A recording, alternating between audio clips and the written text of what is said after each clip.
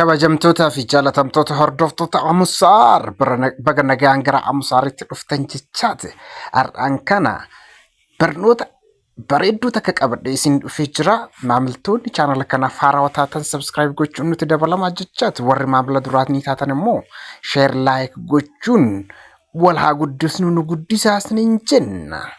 Yeroo baay'ee barnoonni chaanala kanarratti darbu barnoota hedduu hubachiisaa fi amansiisaa ta'e waan ta'eef faana buutanii viidiyoo guutuu isaa yoo hordoftan waan barbaachisaa isiniif ta'e tokko ni argattu jedhee yaada. Kanaaf jecha har'aan tana namoonni baay'een koomentii irratti akkamitti VPN yookaan wantoota garaagaraa fayyadamuudhaan daataa keenya gar malee nyaatamu warri intarneeta hin qabne yookaan waayifaa hin qabne akkamitti fayyadamna jettanii hedduun keessan irra deddeebitanii yeroo na gaafattan argaatin ture. Har'a garuu isaaf deebii qabadhee dhufeen jira jechuudha.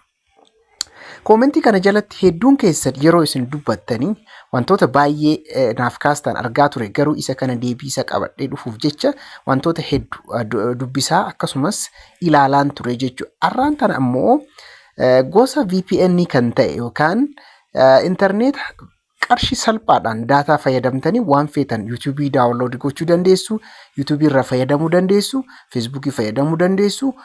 Akkasumas sooshaal miidiyaa garaagaraa fayyadamuu kan ittiin dandeettan inni kun birrii 12 guyyaa lamaaf kan itti fayyadamtan ta'uu isaa asuma isin agarsiisuu barbaada. Saffisni isaa baay'ee guddaadha. Kanaaf jecha TRM tunnel kan jedhu kana asitti deeskitooppii irra deemuudhaan yeroo tokko irra cuqaastu jechuudha. Iddoo kanatti kan argitan isa kana jechuudha. Isa kana eessa arganna kan jedhu gara boodaa waliin ilaallaa jechuudha. Kanaaf as biratti isa irra tuquudhaan gara keessaatti ni seentu. Inni kun bifa kanaan argitu jechuudha. Bifa kanaan yeroo argitani yeroo akkasitti bicaa ta'e yookaan magariisa ta'ee taa'ee jiraate kana yeroo inni intarneetii itti qabu jechuudha. Yeroo inni intarneetii itti qabu jechuudha. Gara olii kanatti yoo argitan ta'e iddoo gara olii kanatti yoo argitan inni kun neetworkii isin itti fayyadamuu deemtan kana jechuudha. Inni kun ammoo aappicha inni asitti argitan kun aappicha jechuudha. Kanaaf akkamitti irratti guunnaa kan jedhu isaan hundinuu as biratti iddoon kun iddoo itti stooppii fi staartitti goonu jechuudha. Kana booda garuu inni kun amma itti fayyadamaa ture waan cufeef bifa kana qaba. Kana booddee maal gochuu qabna? Daataa banuu qabdu jechuudha. Daataa otoo hin baniin dura garuu akkam ta'uu qabdu iddoo bilbila itti bilbiltan irra deemtanii iddoo kanatti birrii 12 paakeejii bitachuu qabdu jechuudha. Inni kun paakeejii birrii 12 Itiyoo Teelee irraa isa kana fayyadamuudhaan bituu ni dandeessu jechuudha. Isa kana fayyadamuudhaan akkasitti yoo argitan ta'e iddoo kana akkas dhufuudhaan lakkoofsa 14 asirratti barreessuudhaan yeroo tokkoon lakkoofsa 14 asirratti yoo barreessitan maal jedhee isinii dhufa iddoo kanatti kuufama miidiyaa hawaasaa jedha.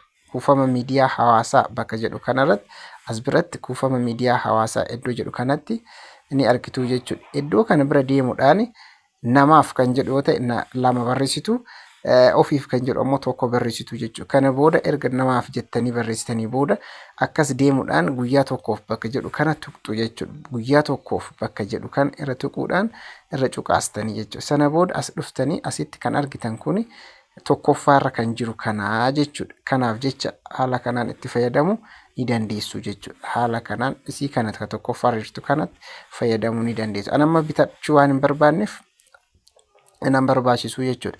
Isiin as gaditti argitan kun ammoo birrii 24 kan bitamtu Itiyoo Teelee irraa Facebook fi YouTube kan jedhu inni kunillee akka itti fayyadamu yeroo biraa waliin ilaalla. Ammaaf garuu kana waliin ilaalla jechuudha. Kana booda ani amma bitachuu waan barbaanneef kaansel jedhee gara alaatti hin ba'a. Sana booda eessa deema as dhufee appilikeeshinicha isa kanan banaa jechuudha.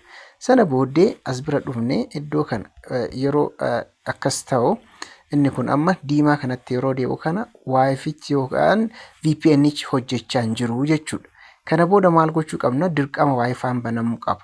Iddoo kanatti kan isin argitan iddoon kun kan biyyoota hedduu waan ta'eef kan biyya keessa jiraattanii guuttanii jechuudha. Fakkeenyaaf iddoo kanatti ani Itoophiyaa keessa waan jiruuf isa kana ka telegiraamii Itoophiyaa kana guutaa jechuudha. Isa kana irratti tuquudhaan paakeejicha aksesii kamiiniyyuu itti fayyadamuu ni danda'a jechuudha. Kanaaf jecha isee kana keessan tuqeen ba'a.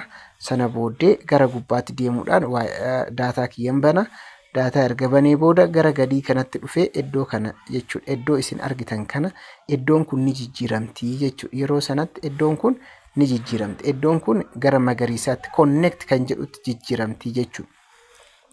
Kanaaf jecha as biratti wanni gochuu qabnu tokko yoo jiraata ta'e iddoo kanatti amma as biratti start bakka jettu kana maal goona jalqabsiin inni kun deeme kuno asitti amma argitan connect ta'ee jira jechuudha. Inni kun connect ta'ee jira. Kana booda aga guyyaa lamaatti waan feetan itti fayyadamuu ni dandeessu jechuudha. Kanaaf isa kan asirratti ni argitu. Isa kan bifa kanaan itti fayyadamuun waan feetan daawunlood ittiin gochuu dandeettanii, YouTube ittiin daawwachuu dandeettanii.